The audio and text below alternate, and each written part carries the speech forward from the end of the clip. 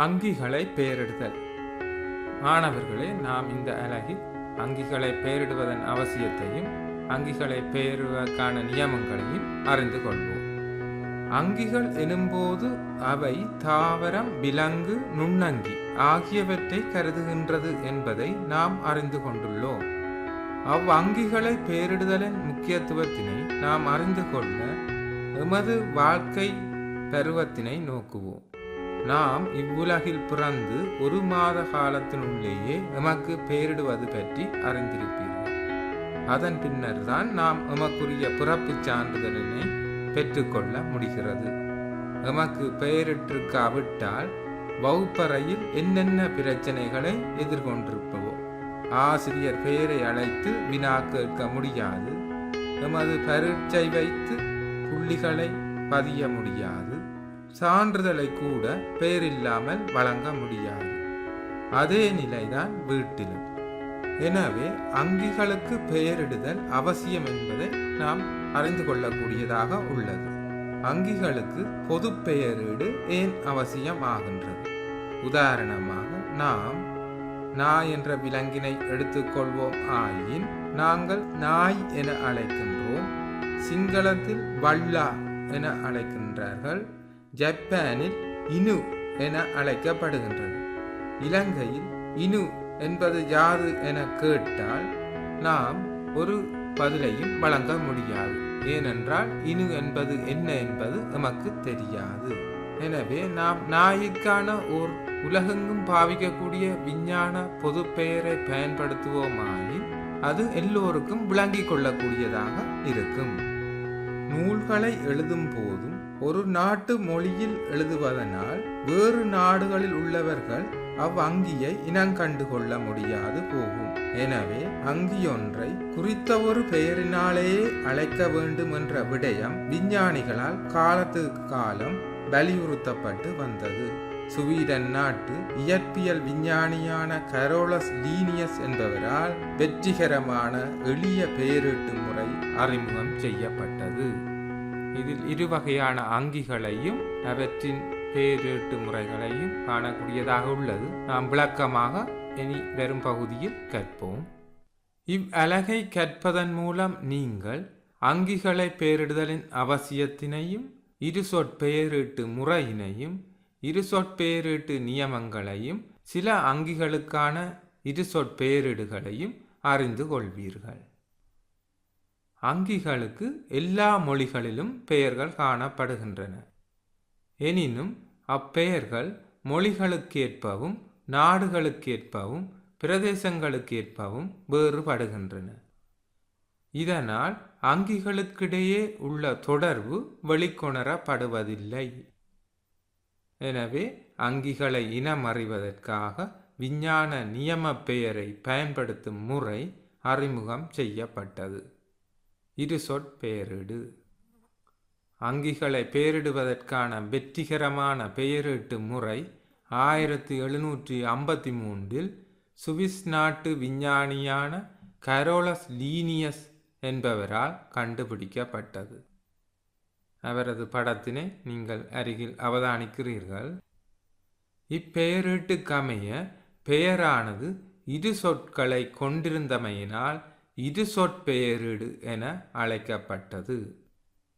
அதில் முதலாவதாக சாதி பெயரும் இரண்டாவதாக இனப்பெயரும் காணப்படும். இதில் இனம் எனும்போது தம்மிடையே கலப்பு பிறப்பாக்கம் மூலம் இனங்கலந்து வளமான எச்சங்களை தோற்றுவிக்கக்கூடிய அங்கி கூட்டம் இனம் எனப்படுகின்றது. சாதி எனும்போது இனங்கள் சேர்ந்து உருவாகுவது சாதியாகும். உதாரணமாக மனிதனின் இரு சொற்பெயரிடான ஹோமோ சாப்பியன்ஸை நாங்கள் நோக்குவோமாயின் இதில் ஹோமோ என்பது சாதி பெயரினையும் சாப்பியன்ஸ் என்பது இனப்பெயரினையும் குறிக்கின்றது. இரு சொற்பெயரீட்டு விதிகள். பெயரீட்டின் இரு பெயர்களில் முதலாவது பெயர் சாதி பெயரினையும் இரண்டாவது பெயர் இனப்பெயரினையும் கொண்டதாக இருக்க வேண்டும். விஞ்ஞான பெயர் கிரேக்கம் அல்லது இலத்தீன் மொழியாக்கம் செய்யப்பட்டிருக்கும். விஞ்ஞான பெயர்கள் ஆங்கிலத்தில் மட்டுமே எழுதப்படல் வேண்டும். சாதி பெயரின் முதல் எழுத்து ஆங்கில பேரெழுத்தாகவும் ஏனைய எழுத்துக்கள் எளிமையான சிற்றெழுத்து வடிவங்களாகவும் அமைந்திருக்க வேண்டும். சிற்றெழுத்து வடிவங்கள் எனும்போது அது ஸ்மால் லெட்டர்ஸை குறிக்கும். பெயர்களை கையெழுத்தில் எழுதும்போது இவ்விரு பெயர்களின் கீழும் தனித்தனியாக கோடிடப்படல் வேண்டும். பெயர்களை அச்சிடும்போது சாய்வெழுத்தில் அச்சிடப்படுதல் வேண்டும். சாய்வெழுத்து எனும்போது அது இட்டாலிக்ஸ் என்பதை குறிக்கும். உதாரணம், ஹோமோசாப்பியன்ஸ் என்னும் பெயரை எழுதும்போது ஹோமோசாப்பியன்ஸ் என காட்டப்பட்டவாறு சரித்து எழுதல் வேண்டும். இந்த எழுத்துக்கள் சற்று சரிந்து இருப்பதை நீங்கள் அவதானிக்கக்கூடியதாக இருக்கும். பின்வரும் பெயர் இரு சொற்பெயரீட்டு விதியினின்றும் விலகுகின்ற முறையை அவதானிப்போம். இங்கு ஹோமோசாப்பியன்ஸ் என்பது தமிழாக்கம் செய்யப்பட்டு எழுதப்பட்டுள்ளது. எனவே இது ஒரு தவறான முறையாகும். பெயர் எப்போதும் ஆங்கிலத்தில் மட்டுமே எழுதப்பட வேண்டும். இங்கு ஹோமோசாப்பியன்ஸ் என்பது சாதி பேரும் இனப்பேரும் சேர்த்து எழுதப்பட்டுள்ளது. இடைவெளி காணப்படவில்லை. எனவே சாதி பேரும் இனப்பேரும் தனித்தனியே எழுதப்பட வேண்டும். இங்கு ஹோமோசாப்பியன்ஸ் என்பது சாய்வெழுத்தில் காணப்படவில்லை. எனவே பெயர்களை அச்சிடும்போது சாய்வெழுத்தில் அச்சிட வேண்டும். கையால் எழுதுவதாயின் சாதி பெயரினதும் இனப்பெயரினதும் கீழே தனித்தனியாக கோடு இடப்பட வேண்டும். இவ்வாறு தனித்தனியே அடிக்கோடு இடப்பட வேண்டும். இங்கு ஹோமோசாப்பியன்ஸ் என்பது எல்லா எழுத்துக்களும் ஆங்கில சிற்றெழுத்து வடிவமாக எழுதப்பட்டுள்ளது. எனவே இது ஒரு தவறான எழுத்து முறையாகும். இங்கு H கேபிட்டல் லெட்டர்ஸாக இருக்க வேண்டும். அதன் சரியான வடிவம் இங்கு காட்டப்படுகின்றது. ஹோமோசாப்பியன்ஸ் சாய்வெழுத்துக்களில் எழுதப்பட்டுள்ளது. முதல் எழுத்து ஆங்கில பேரெழுத்தாக காணப்படுகின்றது. ஏனி எழுத்துக்கள் சிற்றெழுத்துக்களாக காணப்படுகின்றன. சாதி பெயருக்கும் இனப்பெயருக்கும் இடையே இடைவெளி காணப்படுகின்றது. இங்கு என்ன தவறு என்பதை யோசிப்போம். ஹோமோசாப்பியன்ஸ் என எழுதப்பட்டுள்ளது.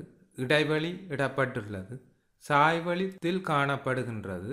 எனினும் இங்கு சாதி பேரினதும் இனப்பெயரினதும் முதல் எழுத்துக்கள் ஆங்கில பேரெழுத்துக்களாக காணப்படுகின்றது.